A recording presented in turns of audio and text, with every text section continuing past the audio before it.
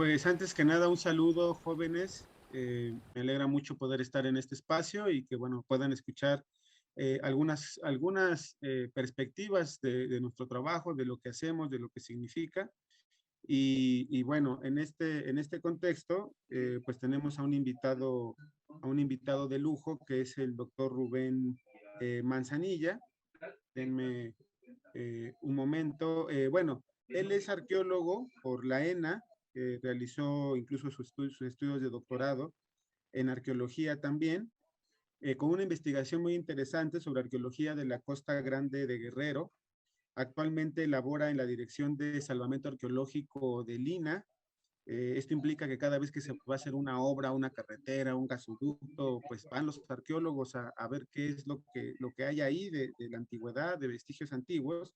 Y de hecho, actualmente el doctor Manzanilla es uno de los arqueólogos que está trabajando en el salvamento del nuevo aeropuerto Felipe Ángeles, y están encontrando cosas muy interesantes como mamuts, por ejemplo. Ya me decía Rubén, y tal vez ahorita nos cuente de hallazgos muy interesantes que están haciendo sobre estos animales que ya no existen en la actualidad, pero que hay vestigios de ellos. Y ha participado en múltiples proyectos. Uno de ellos también fue el sitio arqueológico de Cuetlajuchitlán, en Guerrero, que está ahí justamente un túnel enorme que pasa por debajo de él, de este túnel que va de la carretera de Ciudad de México a Acapulco. Por ahí, el doctor Rubén Manzanilla estuvo también trabajando en ese sitio y en muchos otros que tal vez ahora nos cuente. Es un especialista en arte rupestre, muy activo en foros nacionales e internacionales, muy querido en México, pero también en Guatemala, donde tiene importantes colegas. Y bueno, la idea de hoy es tener pues un conversatorio con él para que nos explique parte de la labor de la arqueología, y pues de la mano de algunas preguntas mías iremos avanzando en conocer esta profesión, pero también ustedes tendrán su momento de plantear preguntas. Entonces, pues bienvenido, Rubén, y muchas gracias por aceptar participar. Muchas gracias, a sus órdenes. Bueno, pues dicho esto, podremos iniciar, Rubén, y bueno, en ánimo de este proyecto de vocaciones científicas, y ya por allí alguien escribía en el chat, quizá lo primero que habría que preguntar es qué es la arqueología y qué es lo que hace un arqueólogo. Si nos quieres comentar Bueno, esto. pues sí, pues una definición estándar es que la arqueología es el estudio de las sociedades pasadas a través de los vestigios materiales que dejaron. Y pues, ¿qué es un arqueólogo? Pues es una especie como de recolector de evidencia, es una especie como de detective que va juntando cositas, va formulando hipótesis sobre lo que estas cosas representan, va haciendo planteamientos y después trata de demostrarlo.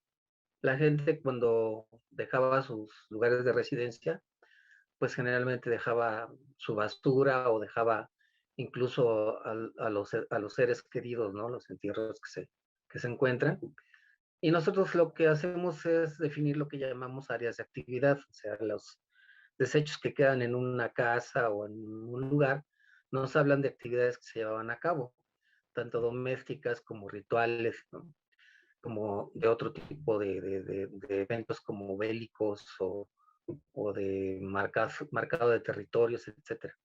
Entonces el arqueólogo lo que hace es tratar de armar todo ese rompecabezas con esos restos materiales. Hay una división de la arqueología que se llama arqueología histórica, que se dedica a contextos donde ya hay una historia escrita y se puede contrastar contra lo que aparece en las excavaciones y decir si eso pasó realmente o no pasó. Pero en la mayoría de los casos de la arqueología prehispánica, que así le llamamos nosotros, no tenemos ese recurso escrito. Entonces hay que trabajar con pedacitos de cerámica, con puntas de flecha, con vestigios de arquitectura, con los propios entierros humanos. Exactamente eso es lo que hace un arqueólogo, ¿no? Y al final de cuentas, lo que se trata es que el trabajo de los arqueólogos se difunda y llegue a la gente a través de libros, revistas, folletos, conferencias, ponencias, y bueno, ir abonando siempre a lo que son las historias regionales, ¿no? Como es el caso de la Costa Grande de Guerrero, que así se ha formado su historia prehispánica a través de múltiples rescates, múltiples salvamentos que nos han ido dando pedacitos de ese rompecabezas. Uh -huh. Gracias, Rubén. Y bueno, un poco para hacerlo más, ¿cómo decirlo?, más cercano y conocer un poco tu experiencia, ¿nos podrías comentar un poquito cómo iniciaste tú en la arqueología? ¿Qué fue lo que te llamó la atención de dedicarte a esta profesión? Bueno, pues mira, yo creo que en mi caso personal empecé por que me gustaba coleccionar cosas desde niño, ¿no? Entonces tenía mi colección de monedas, mi colección de estampillas postales, coleccionaba mis juguetes, ¿no? Pero también me empezó a gustar la parte del excursionismo, entonces con un grupo que existía en la colonia donde yo vivía, que se llamaba Sherpas, empezamos a salir a hacer escalamiento de rocas y demás, y pues se juntaron ahí las cosas, ¿no? Yo empecé a encontrar tepalcates, figuritas, puntas de proyectil en las excursiones que hacíamos, y pues me empezó la idea de coleccionarlas y de clasificarlas. Y bueno, ya de ahí creo que fue naciendo la idea de que yo quería ser arqueólogo, ¿no? Contra todas las oposiciones que hubo en mi familia, porque creo que es lo que nos pasa a muchos de los que estudiamos esta profesión, que siempre los papás dicen, bueno, ¿y qué quiere estudiar? ¿A qué se dedican estas personas? ¿Pueden vivir de ello? ¿Qué les pasa, no? Pero bueno, en mi caso creo que ha sido una profesión que me ha permitido vivir dignamente y aportar mucho bueno, en mi campo, a la sociedad, y estoy contento con eso. Entonces yo creo que cada quien tendrá su propia historia de por qué quiso estudiar algo, ¿no? Pero en mi caso así fue. Ujú.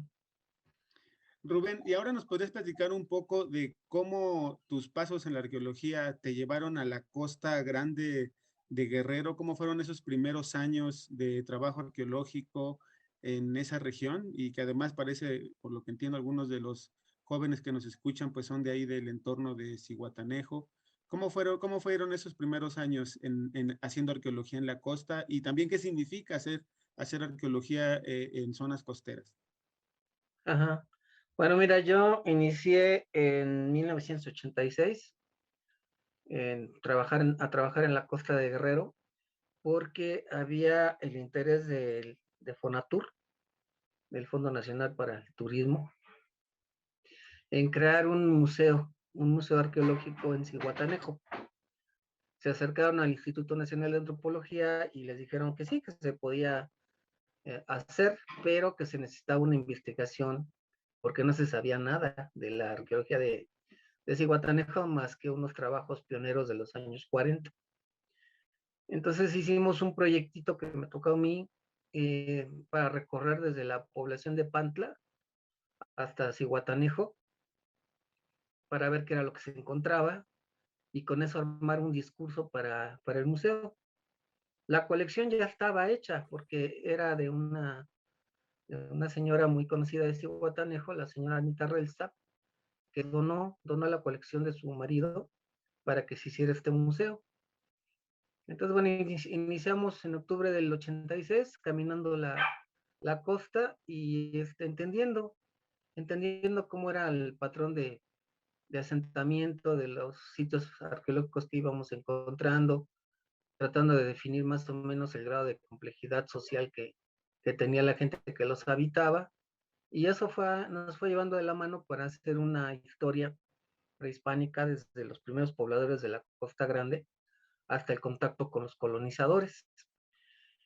Unos años después, como por el 1991, fue que ya se concretó la inauguración de lo que ahora se llama el Museo de la Costa Grande de Guerrero, que está en Zihuatanejo y que funciona en un convenio entre el Ayuntamiento de Zihuatanejo y el Instituto Nacional de Antropología e Historia. Así fue como yo entré a trabajar en la costa, pero de ahí pues pues me empezaron a ubicar como una persona que podía cubrir el perfil para seguir trabajando en la costa y me enviaron a Acapulco, ahí a la Punta de Diamante, porque ahí se quería hacer un fraccionamiento de gran turismo, le llaman, de esos que son carísimos, Y estaba ahí el sitio de Puerto Marqués, que es un sitio emblemático para la arqueología nacional, entonces algo se tenía que hacer ahí, ¿no? Entonces, bueno, hicimos una serie de trabajos de salvamento en ese sitio de Puerto Marqués y se delimitó en su momento lo que es el área de reserva arqueológica. Es un área que no se puede tocar por ningún tipo de edificación, porque ahí se alberga uno de los sitios que tiene la ocupación más temprana del país y las primeras evidencias del uso de cerámica por un asentamiento, valga la redundancia, sedentario en la zona de la costa.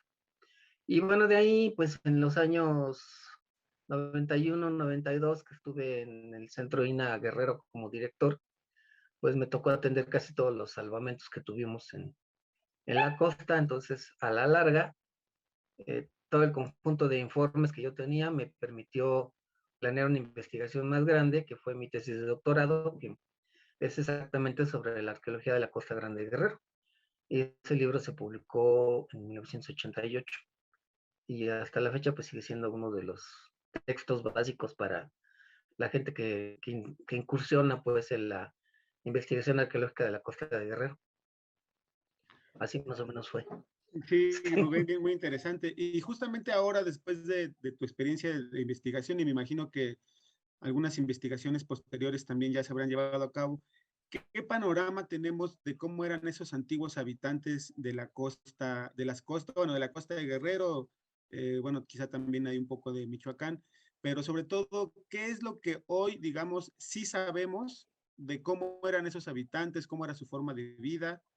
Eh, ¿Y qué es lo que no sabemos? ¿Qué es lo que nos falta todavía por entender? Si nos pudieras dar un poco el panorama cultural de esos antiguos habitantes de la costa. Uh -huh. Bueno, mira, como siempre pasa en la arqueología, fue una cosa muy sorpresiva. Este, para empezar, podemos saber ahorita que hacia unos 3000 años antes de nuestra era, había en la zona de la Costa Grande grupos de cazadores recolectores, pero que tenían una peculiaridad, que era que también aprovechaban los recursos marítimos.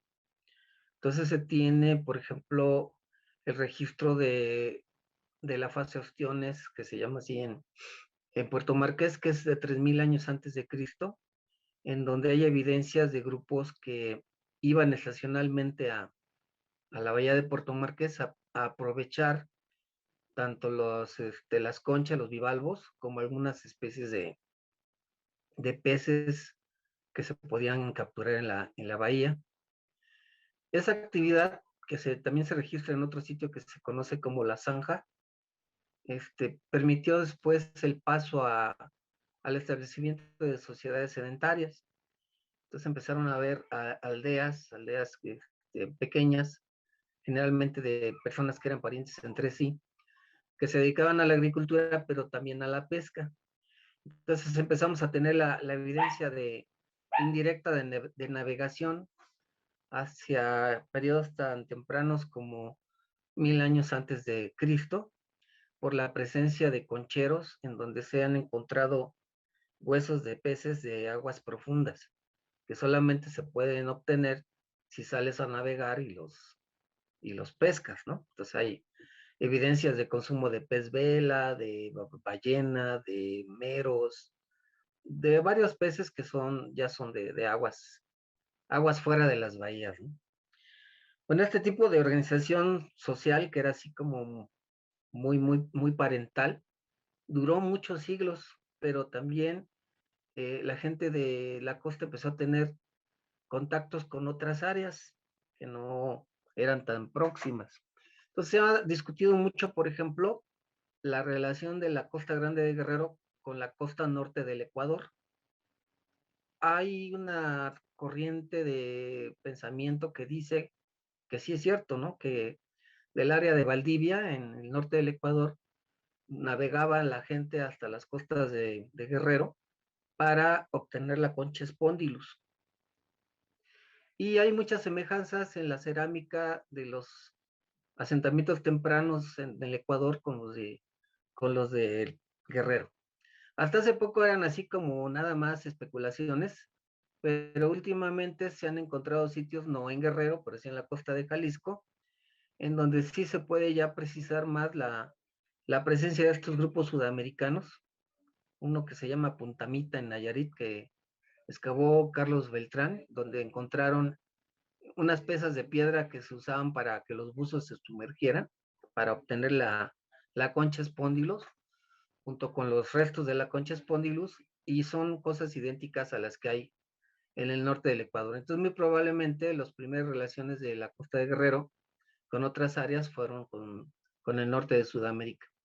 Después, cuando se da en México el florecimiento de la famosa cultura olmeca, la cultura madre, resulta que los olmecas también llegaron a la costa de Guerrero, pero no fueron avasalladores, sino que tuvieron como sus adentramientos, sus colonias en la zona del río de las Balsas, y en la costa de Grande de Guerrero lo que se encuentran son objetos olmecas junto con la cultura local, pues que nos puede hablar o de algún tipo de diásporas, de gente olmeca que comerciaba con la costa, o de relaciones comerciales indirectas entre la gente de Guerrero y Oaxaca con la gente de la zona nuclear de Veracruz y Tabasco, ¿no? Y después siguió, pues, como la procesión, hubo relaciones con la ciudad de Teotihuacán, porque las plumas y los caracoles de la costa, pues, eran muy apreciados en la urbe. Entonces sí se encuentran de repente imitaciones de figurillas y de vasijas teotihuacanas que se daban en esta relación comercial, digamos, de los pochtecas teotihuacanos que iban hacia la costa, ¿no? Y hemos encontrado varias ofrendas de concha, tierra adentro, que vienen de la costa de Guerrero.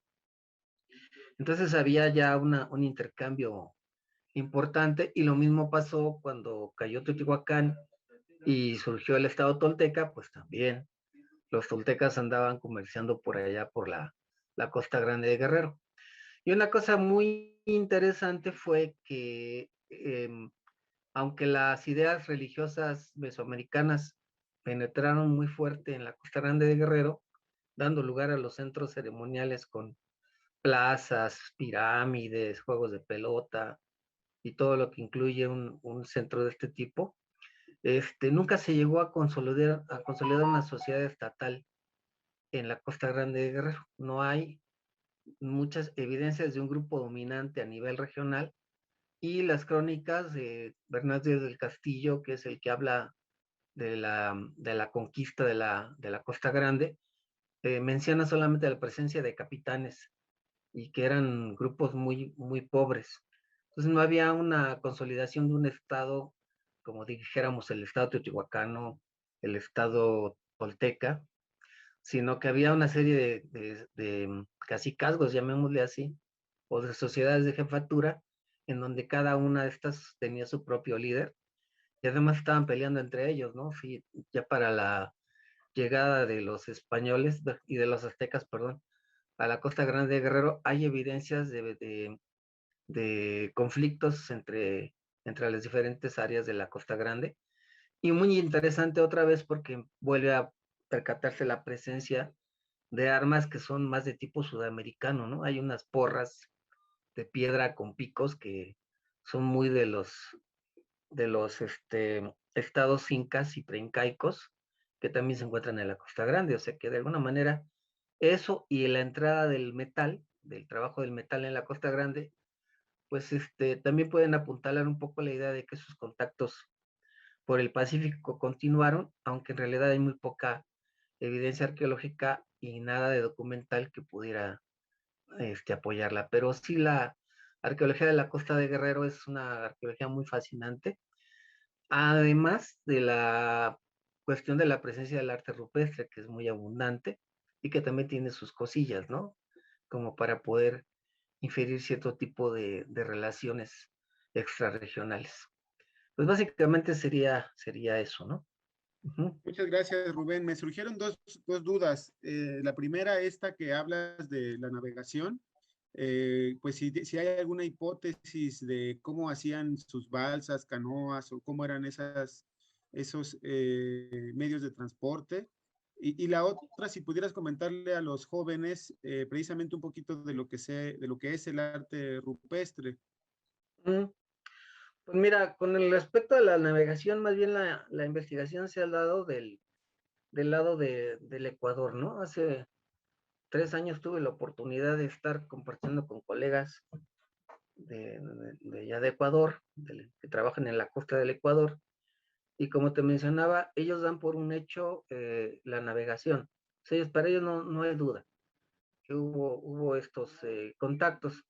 El tipo de balsas, pues es un tipo que se hacía en el Ecuador, que eran, no sé si alguna vez viste la película de Kon-Tiki o leíste sobre las expediciones de Thor Heyerdahl, que son balsas planas hechas de troncos con un sistema de timones y vela. Entonces, así deberían hacer las embarcaciones.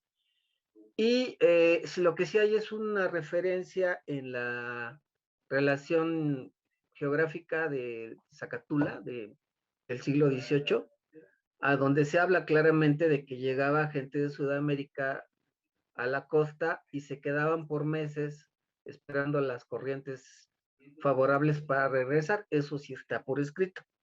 Y se sigue pensando que el bien que se comerciaba, pues básicamente era la concha spondylus, ¿no? Que era muy codiciada en Sudamérica. Y bueno, con ese respecto también platicábamos que hay mucha evidencia de arte rupestre en la Costa Grande de Guerrero, que es un conjunto de motivos que se van articulando, que básicamente son cuentas como de puntos o cuentas de puntos con barras verticales, personajes muy esquematizados, donde la cara del personaje son 3 puntos adentro de un círculo o de un cuadrado o de un triángulo, y el cuerpo así con líneas como si fuera, como los dibujan los niños, ¿no?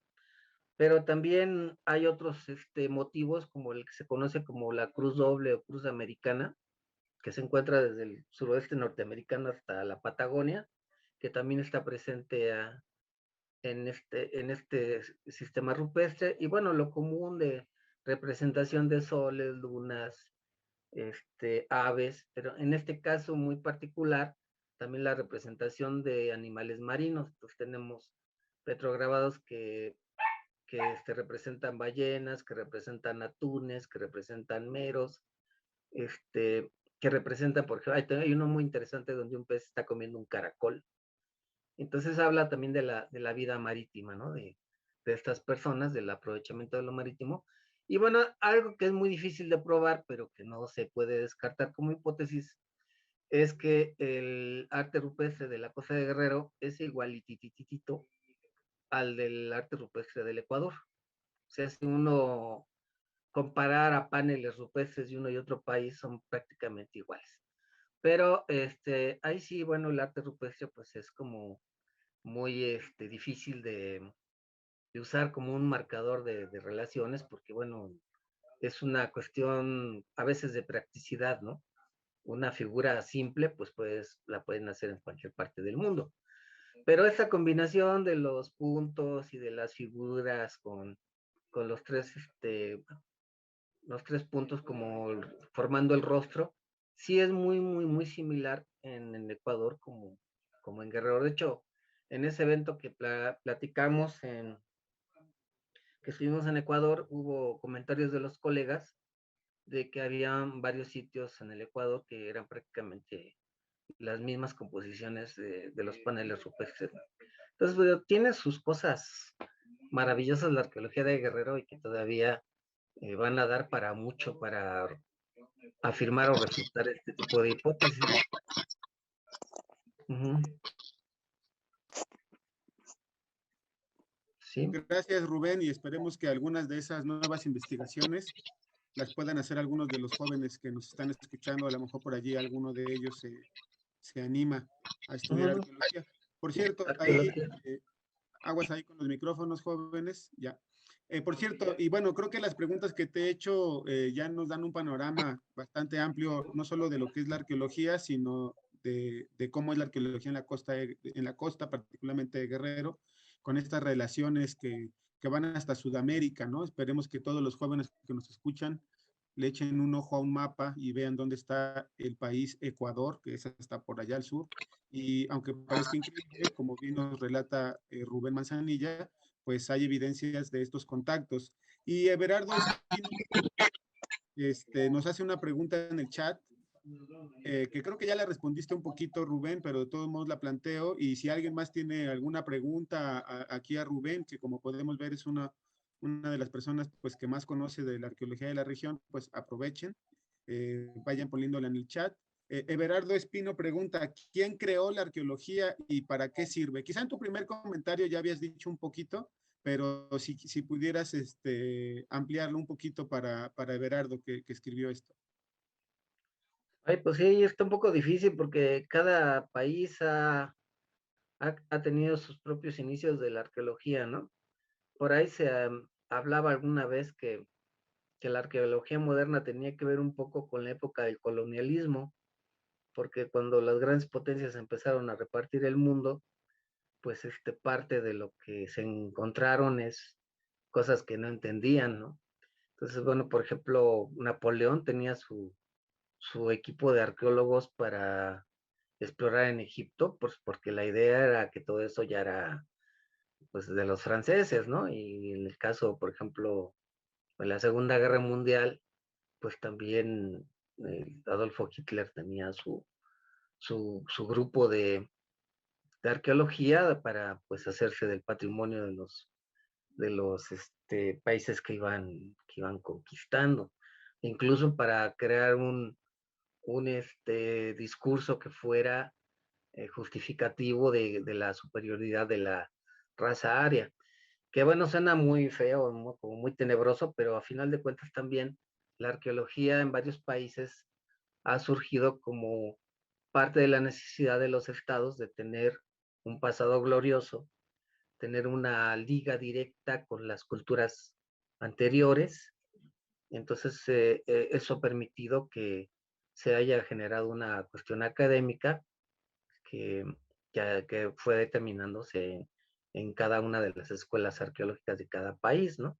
Entonces uno lo puede ver, por ejemplo, ahorita que si a nosotros como mexicanos nos preguntan con quiénes nos identificamos, pues la mayoría va a responder que con los aztecas, ¿no? Porque ese es nuestro pasado glorioso y es el pasado que se ha ido construyendo tanto con datos históricos como arqueológicos, pues para justificar o demostrar que nosotros tenemos un pasado valioso y que es un pasado que nos personifica ahora en el presente, ¿no? Entonces, así es como yo sé que empezó la arqueología, pero pues bueno, en México, si quieres así algo rápido de historia, empieza en el siglo XVIII con los hallazgos de la Coatlicue y el calendario azteca en el centro de la Ciudad de México, y el interés de Porfirio Díaz por que ese tipo de cosas se vayan estudiando, y ahí es donde aparece un personaje muy emblemático de la arqueología mexicana, que era don Leopoldo Batres, que era pariente de Porfirio Díaz, y él es el que inicia las investigaciones en Teotihuacán y en el Templo Mayor. Y por ejemplo, todas estas investigaciones tenían como propósito tener para el centenario de la independencia en 1910 todo un discurso del pasado maravilloso de nuestro país. Incluso se desarrolló una especie como de arquitectura ecléctica que se basaba en lo prehispánico y que todavía se puede ver en muchos edificios del Porfiriato en la Ciudad de México. Es muy, muy, muy interesante, ¿no? De ahí, bueno, pues hasta los años 30 es que se empieza a crear dentro de la Secretaría de Educación Pública la sección se llamaba la Inspección de Monumentos Históricos, que ahí estuvo don Eduardo Noguera, inspector de monumentos, y después en los años 30, finales de los años 30, se funda el Instituto Nacional de Antropología e Historia en 1939, ya como una cuestión institucionalizada, académica, y con las labores de investigar, proteger, difundir el patrimonio cultural de los mexicanos, porque aquí hay que partir de una idea de lo que es el patrimonio. El patrimonio es algo que nos pertenece a todos y que todos tenemos el derecho de disfrutar, pero también tenemos la obligación de defender. Entonces aquí el Estado como tal, pues, es el que asume la posición legal de proteger el patrimonio a través de instituciones como en el caso del INAH y el caso del Instituto Nacional de Bellas Artes, ¿no? Pues más o menos. Así más o menos vaya. La otra pregunta ya no me acuerdo cuál era. ¿Que para qué sirve la arqueología? Bueno, pues más o menos lo que habíamos dicho, o sea, realmente la arqueología sirve para reconstruir historias pasadas, sobre todo en contextos donde no hay una referencia escrita. Si nosotros queremos saber cómo vivieron nuestros antepasados, tenemos que hurgar en sus restos materiales, ¿no? Y ahí se va a saber de todo, ¿no? De cómo eran, cómo vivían, qué enfermedades tenían, cómo era su gobierno, por qué dejaron de habitar tales lugares, por qué se rehabilitaron otros. Se va creando una historia que de otra manera, pues, pasaría desconocida por generaciones, ¿no? Entonces, la utilidad social de la arqueología es esa, mantener la memoria viva, la memoria social viva y de una manera dinámica, ¿no? O sea, dando siempre más informaciones, incluso corrigiendo cosas que se dicen por otras nuevas. Siempre hay hallazgos que deslumbran, que maravillan y que van cambiando la concepción de lo que uno piensa, ¿no?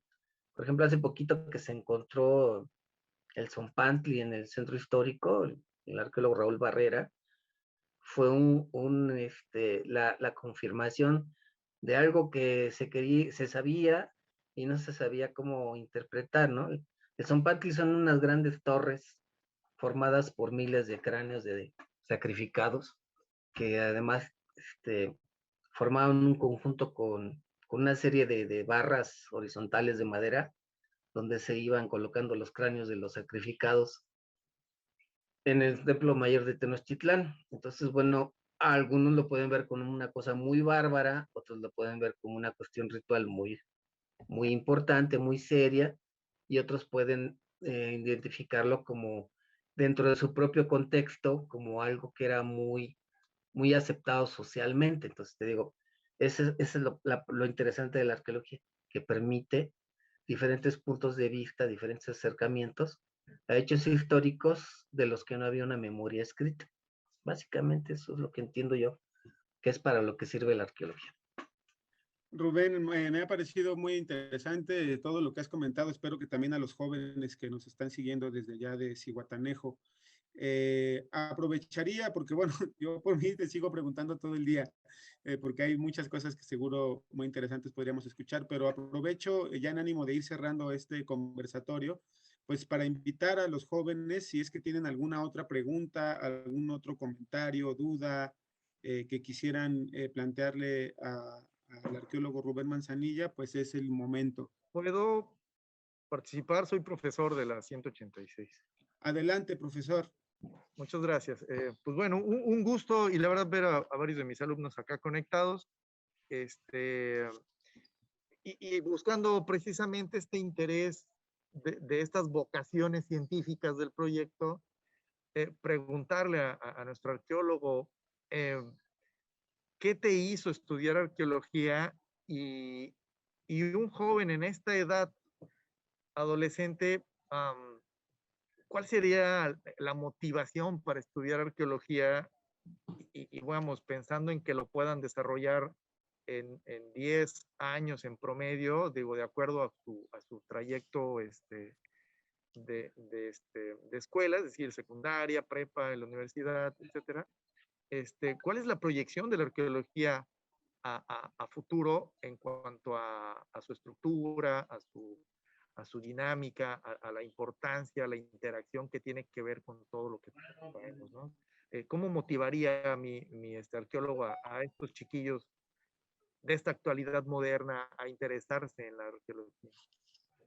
Pues mira, yo le enfocaría a nivel, como dicen, local. O sea, yo lo que sí te puedo decir es que la arqueología de la Costa Grande de Guerrero es algo fascinante, algo lleno de muchas sorpresas, de muchas interrogantes, si yo como joven quisiera contribuir a rescatar todo ese pasado, a dar a conocer toda esa riqueza patrimonial y cultural que tiene la Costa Grande, pues para mí sería una motivación muy, muy, muy grande, ¿no? Sitios arqueológicos en la Costa Grande hay por, no sé, yo pienso que por miles, y todos tienen una historia que contar. Entonces, bueno, ahora en estos tiempos que las grandes obras amenazan este tipo de patrimonio, pues sí es necesario tener especialistas que puedan rescatar todo ese tipo de informaciones y después darlas a conocer, ¿no? Simplemente la cantidad de arte rupestre que hay en la Costa Grande y en la Costa Chica de Guerrero no se conoce. O sea, realmente los sitios que se han encontrado, aunque no son pocos, tampoco son todos. Entonces, investigaciones en la costa que son necesarias, hay muchas, ¿no? El asunto, pues como toda profesión, sería pues poder concatenar el esfuerzo de estudiar una carrera con las oportunidades de trabajo, ¿no? Entonces, ahora en México lo que está, digamos, más desarrollado es lo que se conoce como la arqueología de salvamento, que es precisamente la intervención de este tipo de especialistas, de los arqueólogos, durante las obras de infraestructura. Entonces, bueno, por ejemplo, en nuestro caso, hemos estado trabajando en áreas donde se planeaban hacer fraccionamientos, en Acapulco, en zonas donde se han hecho carreteras, líneas de transmisión eléctrica en la costa, que nos han permitido conocer un sinfín de número de sitios arqueológicos, que como te digo, todos van contando historias sensacionales. Bueno, a mí me sigue pareciendo un sueño, ¿no? Hace poquito, por ejemplo, un particular avisó de que él tenía una lápida en su casa en Acapulco, y el arqueólogo que fue a atender esa inspección se topó con que es la representación de un gobernante en el pleno estilo zapoteca de Oaxaca. Y eso nos habla mucho de dónde venían un poco los linajes gobernantes de la Costa Chica de Guerrero y cómo llegaron hasta la Costa Grande. Y bueno, hay un sinfín de cosas que se pueden ir armando, que se pueden ir conociendo. Entonces, lo que se necesita es un muchacho que tenga unas ganas muy grandes de conocer, de investigar, de regresarle todo ese conocimiento a su sociedad, a su entorno local. Y bueno, pues la arqueología es un buen camino para hacer ese tipo de recorrido, ¿no? Ujú. Yo en mi caso, pues ya les dije que yo empecé porque me gustaba el coleccionismo, y yo trabajo en una dirección que es precisamente la de salvamento arqueológico, que me ha llevado a trabajar por todo el país, no solamente en Guerrero, casi en todo el país he trabajado. Uh-huh. Muchísimas gracias por su amable respuesta, arqueólogo. Pues muchas gracias, profesor, también, Yair, por la pregunta, y creo que también esa satisfacción de una profesión que nos ayuda a conocer lugares y personas, como bien dice Rubén, una profesión en la que se viaja mucho, en la que se camina mucho, en la que se anda bajo el sol, con el lodo hasta los tobillos, con piquetes de mosco, pero también una profesión en la que se lee mucho, se sienta uno por días a escribir informes.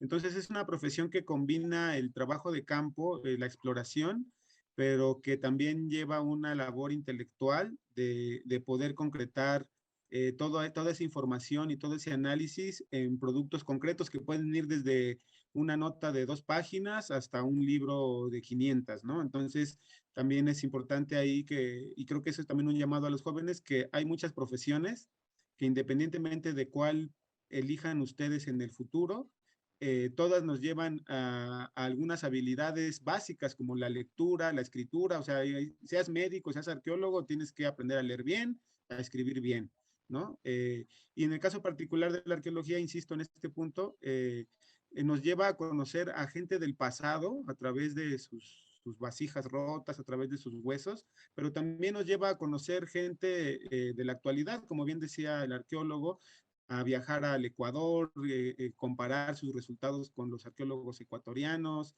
y regresa a México y córrele a sacar un mamut al aeropuerto, y luego córrele al norte de México a rescatar otros entierros. Entonces es una profesión muy dinámica y que creo que también es parte de la satisfacción de esta labor.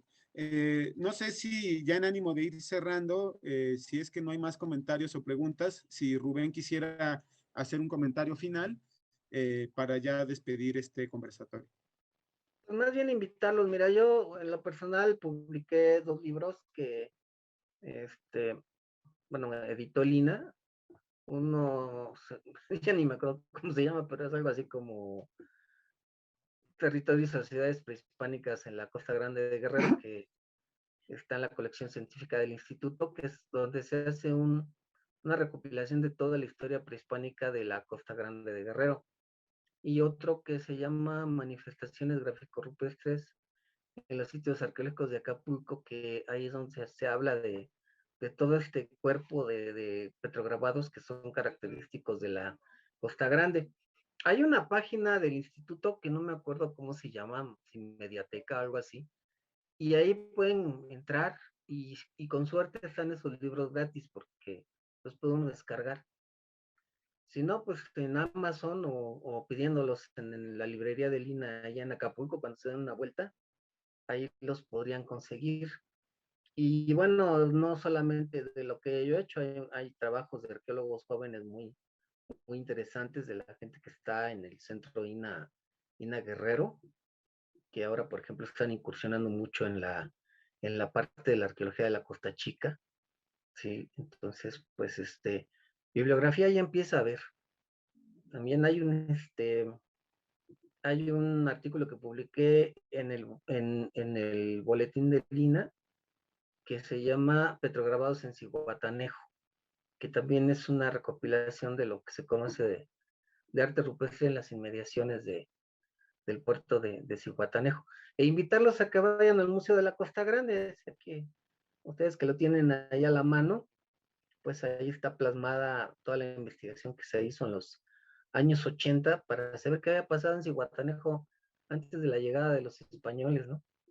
Entonces se van a topar que hay cosas muy bonitas, muy interesantes. Y pues, a ver si eso los motiva a imbuirse, como dicen en Cuba, al estudio de su historia local, ¿no? Que es muy bonita, muy interesante. Uh-huh.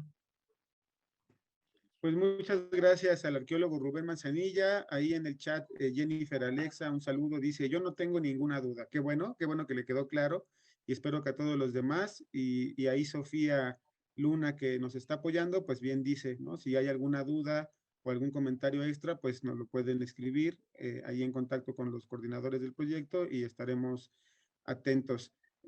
No dejo de reiterar mis agradecimientos pues, prácticamente a todos, tanto a Rubén por su tiempo. Él ahorita, de hecho, creo, si no me equivoco, está en el campamento de sus excavaciones, allá en el norte del Valle de México, ya por ese rumbo del aeropuerto.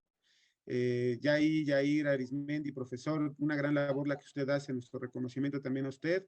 Esperemos que todas las condiciones de pandemia y esto le permitan, en efecto, llevar a sus alumnos al museo.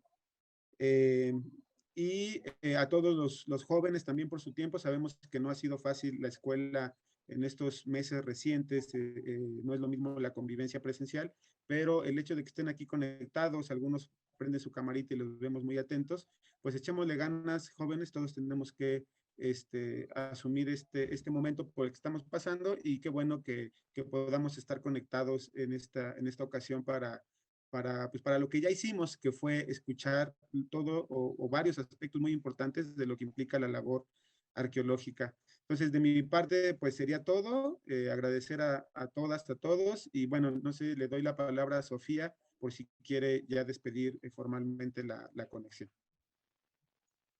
Muchas gracias, profesores, a los dos. Muchísimas gracias por su participación y por estar aquí ayudándonos a todos para que nos enseñen un poco acerca de lo que es la arqueología.